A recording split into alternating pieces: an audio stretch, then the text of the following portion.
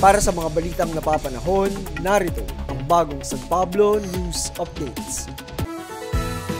Inihatid sa Barangay San Francisco, San Joaquin at San Gregorio ang ugnayang NBG. Nasa barangay ang gobyerno.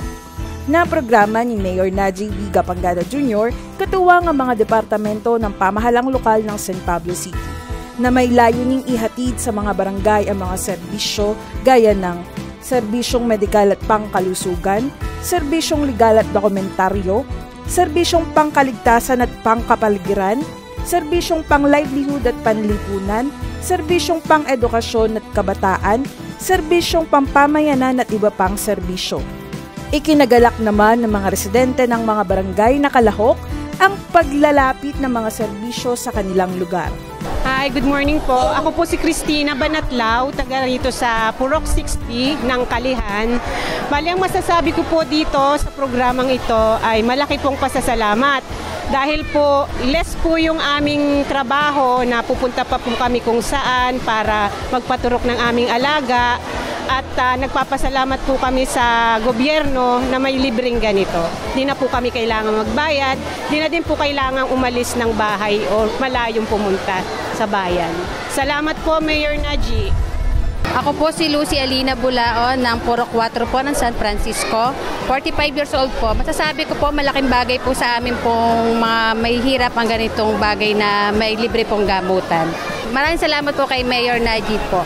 Thank you po sa inyo. Sana po lagi pong maulit po ang ganito. Thank you po. Ako po si Emelda Makasaya, taga Barangay San Francisco, Kalihan.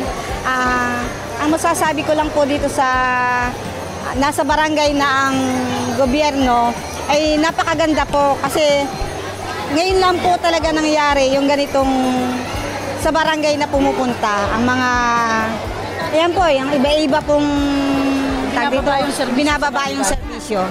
Ayun po. Nagpapasalamat po kami kay Mayor Naji Gapangada at isa po kami sa mga natutulungan dito sa ating barangay. Sana po ipagpatuloy pa rin ninyo ang inyong nasimulan. Salamat po. Ako po si Asuncion Obalod, taga San Joaquin, 68 years old. Malaki po may tutulong ng NBG, lalo na po yung mga libreng baon, tapos yung pre-medical check-up at saka pagbibigay ng gamot. Maraming salamat po kay Mayor Naji Gapangada sa tulong na ipinamamahagi niya sa ngayon. Patuloy naman ang panawagan ni Mayor Naji sa mga dumalo na makiisa sa kanilang barangay sa pagsulong ng mga programang pangkaundaran at pangkalinisan.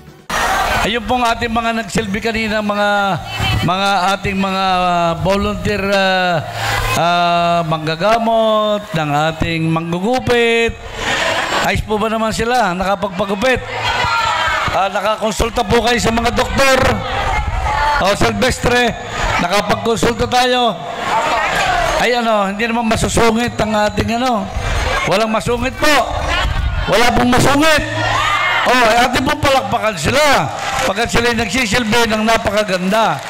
Sa ating pong pamahalaan lungsod, bawal na po ang masungit doon. Kailangan po nagsisilbi tayong lahat. At tulad po ng aking pangako sa inyo, lagi kong dadalhin po ang ating pamahalaang lungsod sa ating mga barangay. At yan po ang tinutupad ng inyong kanayon na si Naji Gapangada. Eira Diaz mula sa City Information Office para sa bagong San Pablo News Updates.